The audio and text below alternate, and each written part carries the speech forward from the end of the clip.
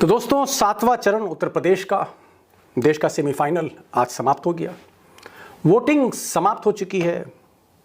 जो भाग्य है वो मशीनों में बंद हो चुका है और मशीनें 10 तारीख को खुलेंगी। 2 दिन का वक्त और बचा है।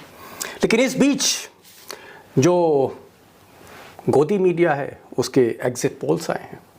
वो एग्जिट पोल जो सन 2004 से लेकर और पश्चिम बंगाल का जो हाल फिलहाल का जो पिछले साल चुनाव था, उनकी क्रेडिबिलिटी, उनकी साख पर सवाल उठते रहे। कितने विश्वसनीय हैं ये एग्जिट पोल। और इस पर मैंने एक वीडियो भी बनाया था जो आपको डिस्क्रिप्शन बॉक्स में मिलेगा कि किस तरह से सैंपल साइज लिए जाते हैं, किस तरह से डिजिटल और कंप्यूटर्स की मदद से एक बहुत छोटे से सैंपल से ये एग्जिट पोल किए जाते हैं। उसका एक डिटेल सर्वे और एक स्टिंग ऑपरेशन जो हुआ, जिसमें ये कंपनियां किस तरह से पैसे लेकर आंकड़ों को मैनिपुलेट करती हैं, उस पर एक वीडियो है जो आप देख सकते हैं। अब सवाल यह है, क्योंकि देश की मीडिया ने किया है तो इस पर बातचीत मैं बिल्कुल करूंगा। और एक सर्वे कंपनी जो हैदराबाद की है, जो किसी चैनल के साथ, गोदी मीडिया के किसी भी चैनल के लिए सर्वे नहीं कर रही थी, मैं उसका भी सर्वे, उसका जो नतीजा है वो भी आपको बताने जा रहा हूं। लेकिन मैं चाहता हूं कि पहले स्क्रीन पर आप कुछ मुद्दे देखिए कि किन मुद्दों पर ये चुनाव था और वो जो मुद्दे थे, वो जो फैक्टर्स थे जिस पर ये वोटिंग होने वाली थी, वो फैक्टर्स हम एक बार देख लेते हैं। तो सबसे पहले हम देखते हैं कि इस चुनाव में मुद्दे क्या थे। और ये जो मुद्दे थे, बेरोजगारी, ये एक बहुत बड़ा मुद्दा था। करीबन 21% लोगों का मानना था कि अनएम्प्लॉयमेंट, बेरोजगारी एक उत्तर प्रदेश में बड़ा मुद्दा है।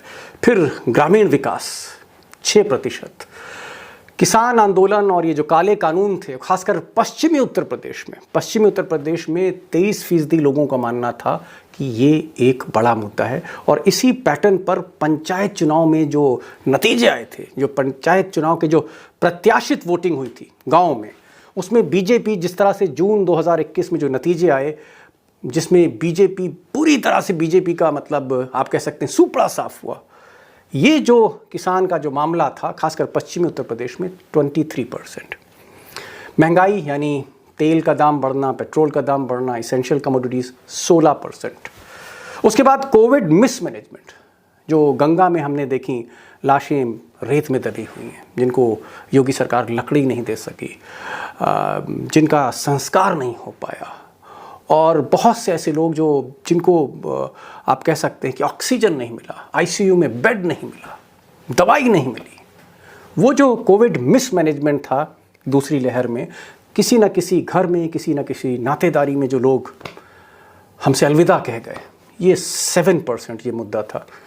स्वास्थ्य और शिक्षा 5%, बिजली का बिल बहुत ज़्यादा 8%, विकास यानी इंडस्ट्रियल डेवलपमेंट 6%, फिर वुमेन सेफ्टी 3%, रिलीजन फैक्टर 1% और छोटे जानवर ये 4% मुद्दा था। इसके अलावा जो, अगर हम कुछ विजिबल साइंस की बात करें, जो हमको लक्षण दिख रहे थे, जो सिम्टम्स दिख रहे थे, वो ये था कि भीड़ जो थी, ज़्यादा से ज़्यादा भीड़ अखिलेश के रथ पे चल रही थी। जयंत चौधरी और अखिलेश की जो 7 दिसंबर की रैली थी, उतनी बड़ी रैली पिछले 10 सालों में मेरठ में नहीं हुई। और एक तरफ प्रधानमंत्री मोदी की रैली थी बिजनौर में, जो भीड़ नहीं आने की वजह से कैंसिल करनी पड़ी उनको। उन्होंने कहा कि मौसम ख़राब है, जबकि मौसम उस दिन ठीक था।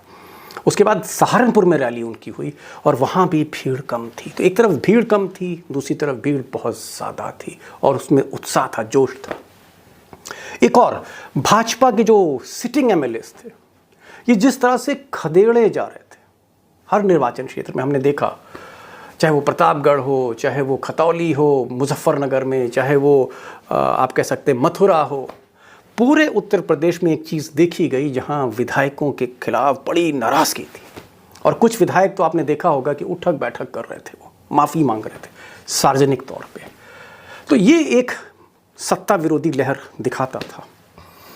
उसके अलावा ओबीसी के तमाम नेता जिस तरह से बीजेपी को छोड़कर, चाहे वो दारा सिंह चौहान हो, चाहे वो स्वामी प्रसाद मौर्य हो, चाहे वो धर्म सिंह सैनी हो, या उनके साथ एक बारात आप कह सकते हैं ओबीसी नेताओं की, और उससे पहले ओम प्रकाश राजभर, उन्होंने बीजेपी छोड़ के वो साइकिल पर बैठे। तो बिरादरी के ये जो छोटी छोटी जातियां हैं, पिछड़ी जातियां, जो एक बल्क ऑफ वोट बनाती हैं, अगर नॉन यादव ओबीसी में आप जाएंगे तो 32% जो आप कह सकते हैं हिंदू मेजॉरिटी है, 32% उसका जो शिफ्ट था साइकिल पर, ये एक फैक्टर था। और इसमें कृष्णा पटेल, जो अनुप्रिया पटेल की माताश्री हैं, जिन्हें राजमाता कहते हैं, उनका शिफ्ट होना, ये एक फैक्टर था जहां भाजपा के चाणक्य ने भी माना कि गलती हुई है, और इसके बाद उन्होंने रोकने का प्रयास किया, और बहुत से टिकट जो भाजपा के कट्टे थे वो नहीं कटे। तो ये भी एक बड़ा फैक्टर था। बहरहाल ये सारे फैक्टर, सारे मुद्दे आप अलग रख दीजिए, और अब देखते हैं कि गोदी मीडिया के जो एग्जिट पोल हैं ये क्या कह रहे हैं, और ये डिज़ाइन क्या है। ओपिनियन पोल एक जैसा, एग्जिट पोल एक जैसा, खबरें एक जैसी, एजेंडा एक जैसा, ये क्या कहता है, ये किस डिज़ाइन का पार्ट है, इसको हम देखते हैं। तो दोस्तों, आपने देखा होगा कि लैपटॉप आज मेरा शुरू से ही खुला हुआ है, क्योंकि इसमें वही एग्जिट पोल हैं। 4 पोल मैंने लिए हैं, जिसमें रिपब्लिक भारत, अर्नब गोस्वामी साहब का, जिनका चैनल, जिनका साम्राज्य बीजेपी की सरकार में बना, वो 262 से 277 सीटें बीजेपी को दे रहे हैं, समाजवादी पार्टी को 134 तक दे रहे हैं। TV9 ये भी एक ग्रुप है जो थोड़ा सा सरकार के प्रति सॉफ्ट है, जिस ग्रुप में कभी अजीत अंजुम साहब उसके मैनेजिंग एडिटर थे, विनोद कापड़ी साहब थे, बाद में उनको दरवाज़ा दिखाया गया क्योंकि मोदी जी से कहीं भिड़ गए थे। ये वही चैनल है TV9। 211-225 दिया है इसने, और समाजवादी पार्टी को 160। फिर आज तक अंजना कश्यप, आपने देखा होगा, जो आपने तकरार भी देखी होगी वो अखिलेश यादव जी के साथ, आज तक ने 326 यानी आप कह सकते हैं पिछली बार से भी ज़्यादा दे दिया है, लहर पे लहर।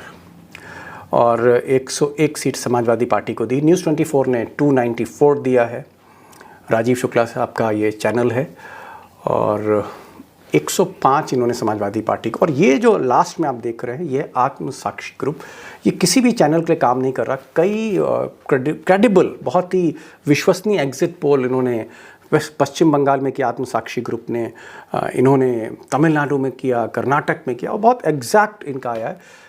ये समाजवादी पार्टी की सरकार बना रहे हैं 240 पे, 240 इनका है, और बीजेपी जो है वो 140 तक ये सीमित कर रहे हैं। और इन्होंने तमाम मुद्दे बताए हैं कि किस तरह से फर्स्ट फेज़ में आरजेडी और समाजवादी पार्टी का जो गठबंधन था, जाट और मुस्लिम जिस तरह से एक हुए, और वो जो समीकरण वहाँ पर बना, एक बहुत ज़बरदस्त समीकरण आप कह सकते हैं। 27% मुस्लिम हैं, फिर 17% जाट हैं, एक बहुत मैजिकल जो एक इक्वेशन बना। और फर्स्ट फेज़ और सेकंड फेज़ में जिस तरह से, एक तरह से कहते हैं, ज़्यादा से ज़्यादा सीटें गठबंधन ने ली, उसका जिक्र आत्मसाक्षी ग्रुप ने किया है, और इस बिना पर 240